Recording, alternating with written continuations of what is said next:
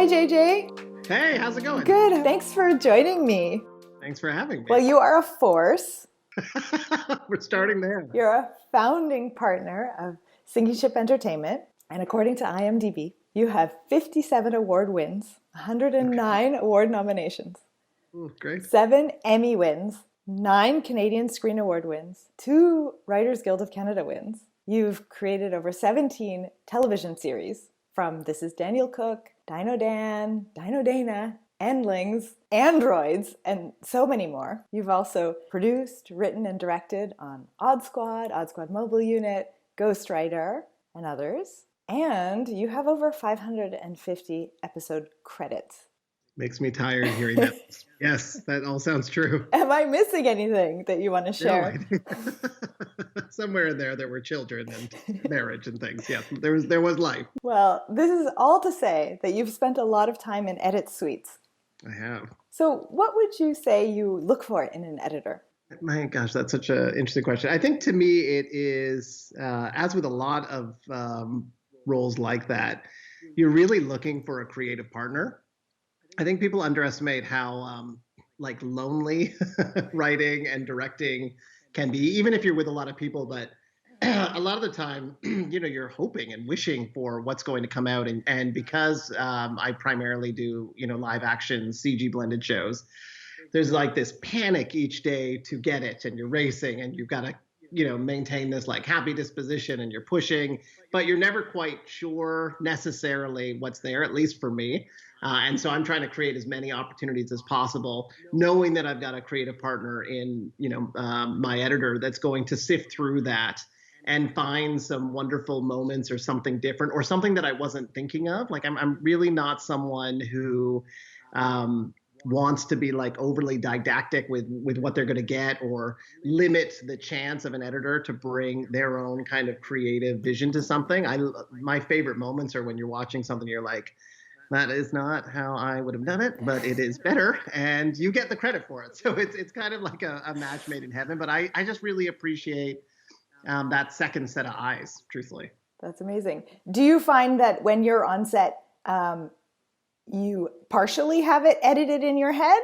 When we started out, we had so little money that we were editing our own stuff too. And this was like on This Is Daniel Cook, where I was directing. That was my first show, and genuinely had no idea what I was doing. But in editing my own stuff, it really made me appreciate how I could protect myself and how I could set up things in such a way that no matter what note or comment, I could almost recreate any scene. And I've always kind of enjoyed that protection. So I would say that I absolutely have a plan of what I think it's going to be, but then I cover myself enough that if there's going to be a problem or we need to tweak a line, I know I've got that. I also let things roll probably too long than I should, but the amount of times that I will see that an editor has taken a moment where, one of our cast members were having a moment with another cast member or, a genuine moment with someone else, and they've used it and it's perfection, is part of the reason that I don't also, need it to be so rigid with like, okay, we're starting now and straight cut and, not playing around within the take. Because I think sometimes with a good editor that's sifting through, they find magic that isn't necessarily between the, action and cut. Mm-hmm. So you like that discovery. Has an editor ever truly surprised you when you sat down? All the time. And I used to sometimes look at, like there would be people that would, some editors that would go in crazy directions, right? And like 15% of the time nailed it, but 85% of the time was just kind of a jumble. And I must admit for a while, that was really awesome just to see where that 15% was. I think as we've kind of moved through finding people that have played with it, but also, I mean, my favorite moments, and you do this a lot, where I'll be like, oh, can we try it like this? And you're like, oh, I actually have tried that. And you go through and you realize that they have unpacked it as thoroughly as you had it in your mind. So you're jumping through a lot of hoops because they've already played with something. Sorry, I feel like I've drifted from the original question. Do I find, that people surprise me? Yeah, constantly. And both like surprise and bring me a great sense of relief, because there will be moments that you're like, oh my God, I'm not quite sure if that scene is exactly where it needs to be, or if like, if I got the actor to that place. And then sometimes you'll see it and it's just like a wash of relief that it's been clipped and cut in such a way that it, completely delivers what you want, even though on the day you did not have a ton of time, or, the amount of takes that you would have wanted to make it something special. But isn't that always the way? Yeah, I mean, truthfully, yes. But you have a laundry list of what you want to get. Yeah. And time constraints and the fact that you're working with children, so you have a shorter day, and there's so many factors against you, you're always going to be limited. Yeah, there's always limitations, but there's also like seemingly endless potential, because you're like, am I focusing on this scene and making it great, or can I compromise on this one, or can I make that a one, or whatever it might be. In the early days when we were editing some of our own stuff, one of the things that I loved was you had the box, like you're sitting in the edit suite and you're like, this is all you have. There's no more pulling in stuff. And there was something kind of comforting in like, this is what we have to work with, and we've got to pull something great out of it. So yeah, I don't know. I think those early days were so terrifying, going through stuff and being like, oh my God, I don't have this, or I have no way to cut out, or I don't have some cover, that it filled me with enough dread and horror that I make sure that I've got, everything that I think I need. And, we've certainly worked with some directors who like to box in post a little bit more. And, I think it's an interesting strategy.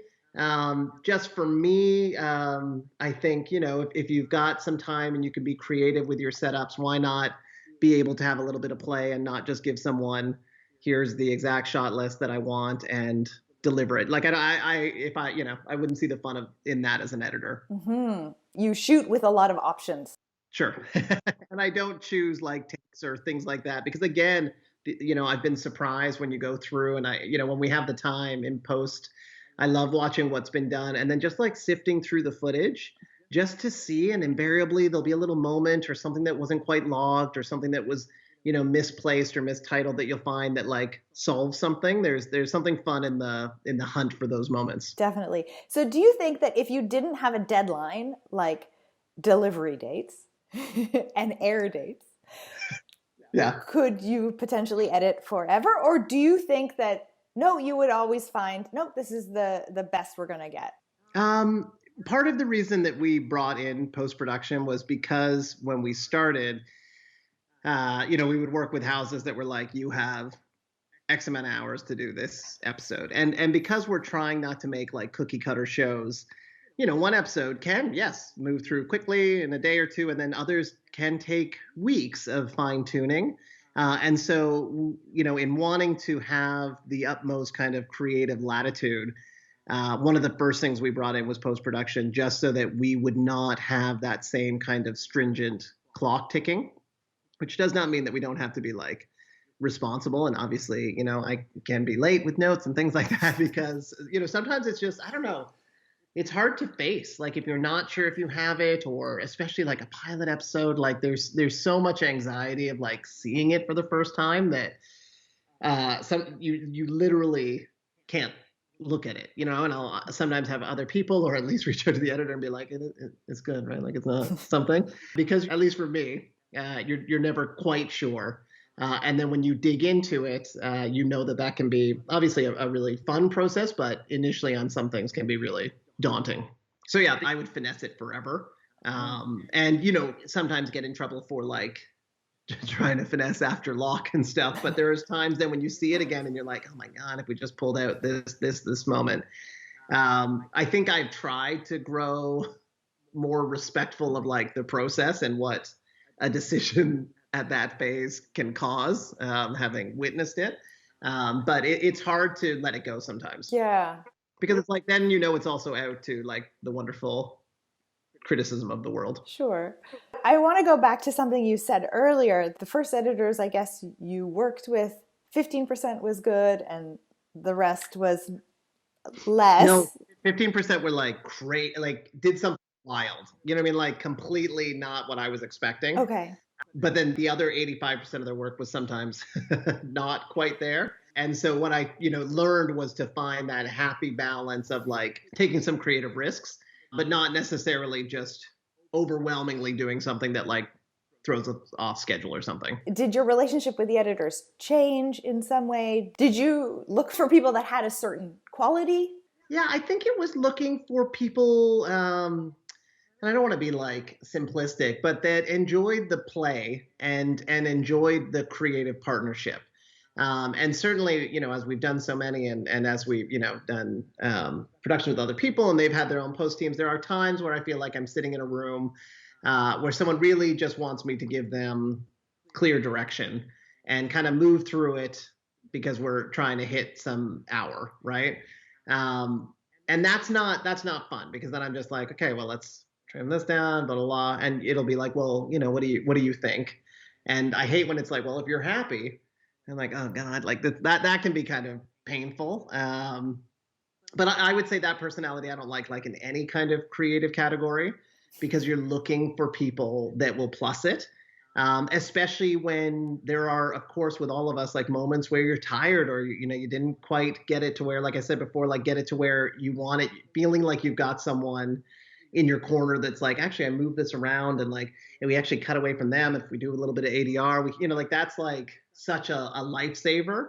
And, I think part of why we all went into this industry and obviously COVID has like hurt it a bit in terms of like the camaraderie of working on something together and like sharing opinions. I certainly have a sense of what I think is going to work, but I want to be challenged and I want to be like, oh my God, that's amazing. And there's times where I'll be watching a cut and I'll realize I'm just watching it. Like, I'm like, oh shit, I'm supposed to be making notes, but it's just like, you're enjoying it because it's been put together in such a way and they've pulled in their music. And, I don't know, there's something really personal about watching an editor that's had a delight with a cut. And that makes what I then have to do so much easier. Oh, that's so wonderful. I feel that when I work with you, that you really have this team mentality and that we're going to figure this out together.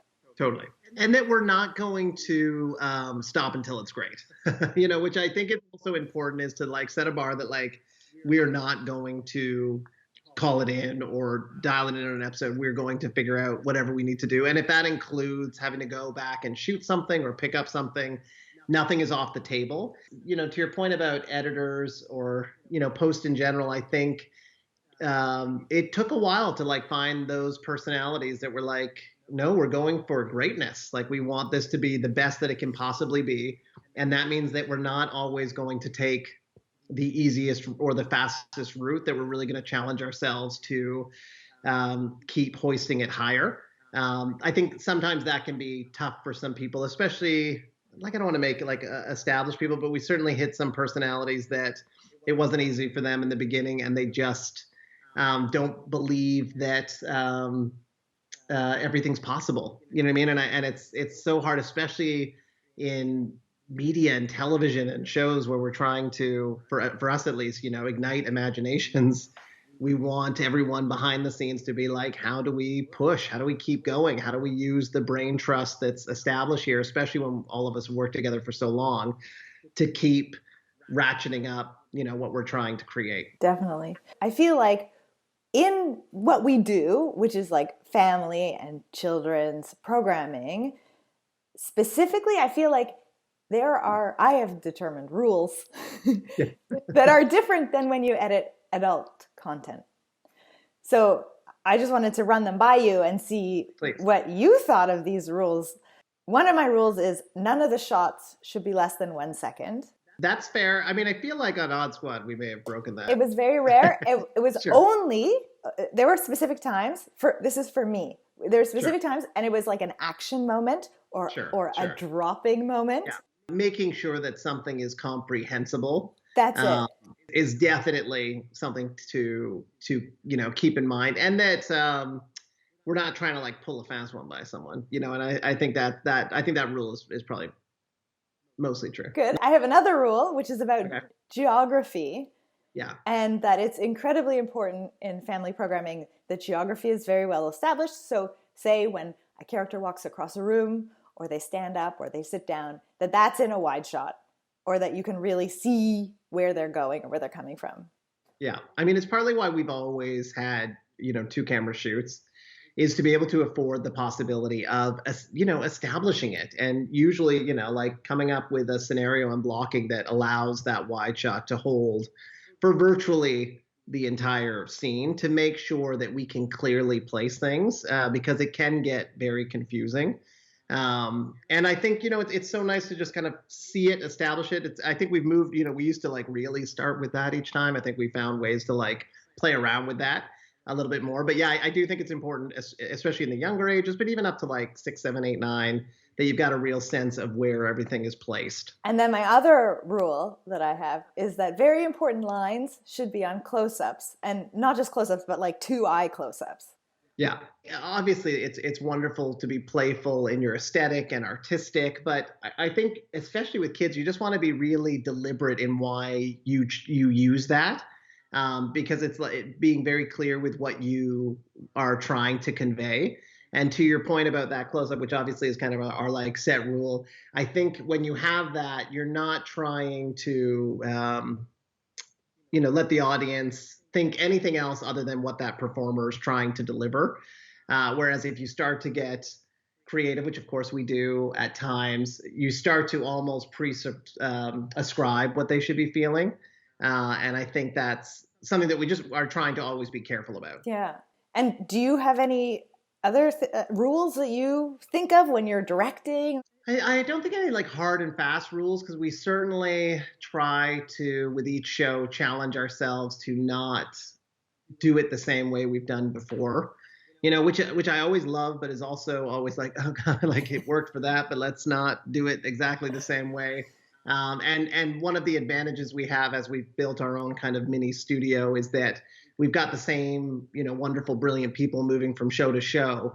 And so we can turn to them and be like, what haven't we done? Or is there something that you have always wanted to do that allows those shows then to stand out a little bit? So it means like challenging music. It means challenging, are we cinematic or going more handheld, or a combination of the two? Like what can we do that doesn't make you feel like you see a singing ship show and it's the exact same as the other one?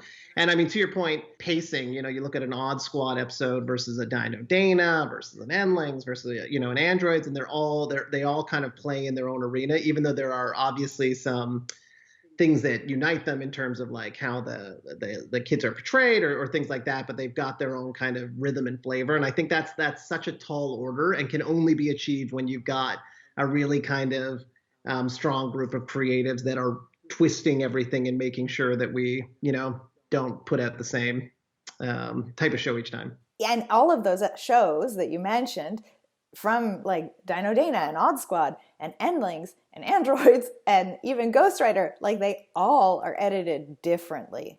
Totally. Well, and then you can even see like our confidence with VFX. Like I think about like Dino Dan, which was our first CG live action blended show.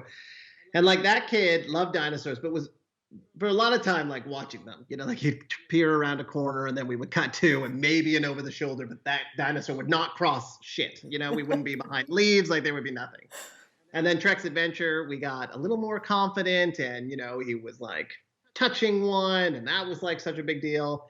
Dana, we're like riding a triceratops, like flying all over the place, like just as we slowly got better and better and realized that those rules that we were told were really about, how to keep it less expensive and easier for that footage to be processed. Like, obviously, if we're not crossing, we don't have to rotoscope, we don't have to do these things, but that doesn't necessarily make it better.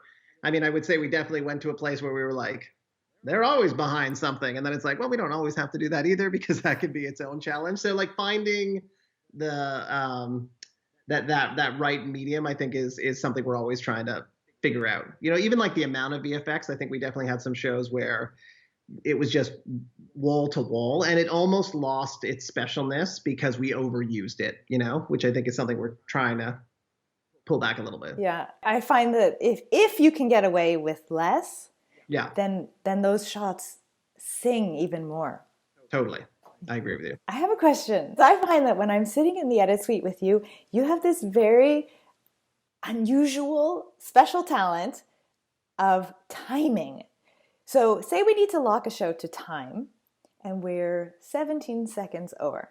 You can watch from the beginning to the end and say, half a second out here, 1.5 seconds out here, 3 seconds here. And then we finally get to the end and we're like, oh, we're to time? How do you do this? I think it's because we've had to do it. And I must admit, like now when we're with some streamers where we don't have to hit an exact second is like wonderful. I think I've learned to be able to like have the ability to watch it as if I was watching it for the first time, and try to watch it with the perspective of whatever age group we're looking at. And so very quickly I can be like, that doesn't make sense, or that's repeated, or this is unnecessary, or I got bored at this moment, and I just try to keep it in my mind, for what, knowing if we have to like you said, like 20 or 30 seconds. And then there's moments where you're like, oh, we could lose that because it's it's a joke that we don't need, and I try to like put that in a separate category of like, can we earn something back? Because I always love when we like cut so much that we're like, actually no, we can get that joke back, which is mostly an Odd Squad thing. But I think when you can pretend to see it anew, those cuts and trims become very obvious. But if you can try to click your mind off and just be like, I'm just watching, and try to watch it without thinking of editing it, then those moments you're like, no, that's it. That's one. That's another. What advice would you give an editor just coming out of school and wants to get into family programming? I don't know. I mean, I'm a sucker for anyone that like tries to creatively do anything outside of like just sending in a resume or a cold email. I think I would be blown away if someone edited a little teaser trailer or something of an episode or a show, or played with a scene, like anything that just showed some willingness to go a little bit further, because other than that, I think it just feels very like the same route that everyone takes. Oh my gosh, that's a terrific idea. Be prepared, you're gonna get a lot of emails. No, but I just think like you, in the same way that when we started, we had to shoot our own pilots and demos. Like we knew that nobody had a reason to take a chance on us, because we were out of school and had, just student things to show. So what were we going to do that put us, slightly above? And that was like, we've got to kind of put our money where our mouth is. And even though like that, This Is Daniel Cook pilot was like $1,500, when you're making, I think at that time, like $350 a week or something, it felt insurmountable. But it was just enough to let, that network head put the tape in and see there it is. If I tried to pitch This Is Daniel Cook, there's this incredible kid and he's super funny and how he sees the world. And sometimes he's, a brat, and it's wonderful because it's real. It's just words, but we showed it. And I think the same thing when you're trying to say, oh, I'm so talented, or I've done this. It's like, well, then show it, like put some effort into it, put yourself out there creatively, think of something that's going to set you apart from the other thousands of people that are just, sending in the resume. That's really great advice. As my dad used to say, yeah, that the stuff that you did in school doesn't count. Yes. It's the stuff you do outside of school.